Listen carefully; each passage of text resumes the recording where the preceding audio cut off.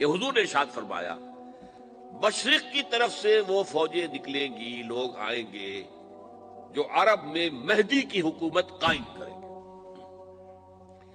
یہ مہدی کون ہوں گے اس کا ذکر میں ذرا بعد میں کروں گا، لیکن نوٹ کر لیجئے کہ مہدی سے پہلے لازماً کسی مشرقی علاقے کے اندر وہ نظام قائم ہو چکے گا، تب وہاں سے فوجیں آئیں گی نا۔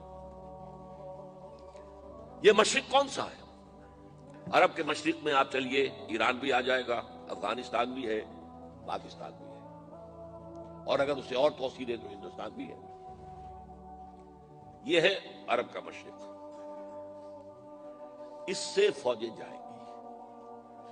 اس کا کیا مطلب ہے کہ اس میں سے کسی جگہ پر نظام خلافت پہلے قائم ہو جائے گا، تاکہ وہاں سے فوجیں جائیں گی جو جزیرہ نما عرب میں حضرت مہدی کی حکومت کو قائم کریں گی۔ اب دوسری حدیث سنیے، یہ سنن ابن ماجہ کی حدیث تھی جو میں نے آپ کو سنائی، آپ نے پڑھی۔ دوسری عن ابی ہریرہ رضی اللہ تعالی عنہ، یہ ترمذی شریف کی روایت ہے، قال قال رسول اللہ صلی اللہ علیہ وسلم یخرج من خراسان رایات سود لا يردها شیء حتی تنصب بإیلیا۔ خراسان کے علاقے سے سیاہ جھنڈے لے کر فوجیں آئیں گی، ان کا رخ کوئی موڑ نہیں سکے گا، ان کو پیچھے پھیر نہیں سکیں گے کوئی بھی، یہاں تک کہ وہ یروشلم میں جا کر جھنڈے نصب کر دیں گے۔ ایلیا حضور کے زمانے میں یروشلم کو کہتے تھے۔ یہ یروشلم تھا جب حضرت سلیمان کی حکومت تھی، اور یہاں پر معبد سلیمانی، ہیکل سلیمانی قائم ہوا، پھر یہ یروشلم ہی رہا ہے تاریخ میں، یہاں تک کہ سن کی حکومت تھی، اور یہاں پر معبد سلیمانی، ہیکل سلیمانی قائم ہوا، پھر یہ یروشلم ہی رہا ہے تاریخ میں، یہاں تک کہ سن 70 عیسوی میں جب ٹائٹس رومی جنرل نے اس کو گرایا، ختم کیا، سیکنڈ ٹیمپل گرا دیا، اور یہاں سے یہودیوں کو کہا نکل جاؤ یہاں سے، کوئی یہودی باقی نہیں رہا، تب بالکل تہو بالا برباد کر دیا۔ اس کے کوئی 150 سال بعد ہیڈریان، رومن ایمپرر ہیڈریان، اس نے پھر دوبارہ آباد کیا اس شہر کو۔ 150 سال تک یہ بالکل بنجر اور بالکل غیر آباد پڑا تھا۔ اب ہیڈریان نے جب آباد کیا تو اس کا نام ایلیا رکھا، اب یروشلم نام نہیں تھا۔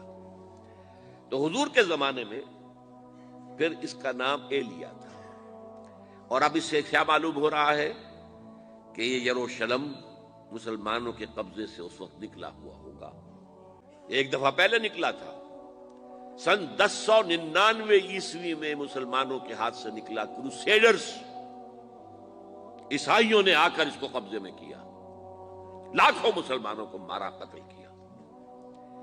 اس کو 1187 عیسوی میں واپس لیا ہے۔ کس نے لیا ہے؟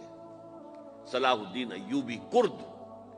عرب کھوکھلے ہو چکے تھے، عربوں نے کھویا، واپس نہیں لے سکے، بہت حکومت کر چکے تھے، 400-500 برس کی حکومت کر کے، اور ان کے عیش اور ان کے آرام، اب ان میں جان نہیں تھی کہ وہ واپس لے سکے۔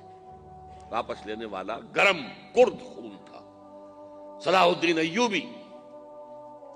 تو گویا کہ اب آپ سمجھئے کہ 88 برس تک عیسائیوں کا قبضہ رہا یروشلم پر۔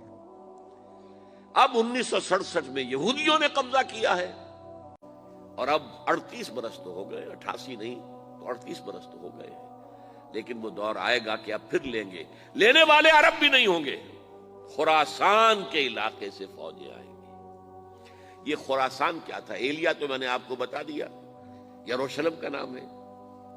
خراسان اس زمانے میں ایک بہت بڑے ملک کو کہتے تھے، کچھ حصہ پاکستان کا بھی اس میں شامل ہے، کچھ حصہ ایران کا بھی ہے، ایران کے اس حصے کو اب بھی خراسان کہتے ہیں، وہ ایک صوبہ ہے، خراسان ایک صوبہ ہے ایران کا چھوٹا سا۔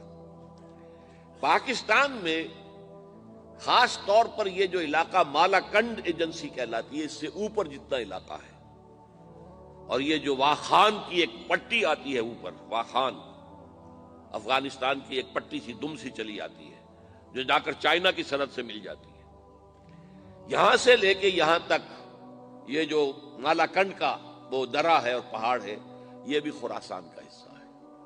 باقی تقریباً 2/3 آف افغانستان ساؤدرن حصہ نہیں ہے خراسان کا حصہ، یہ سیستان کہلاتا تھا، یہ خراسان نہیں ہے۔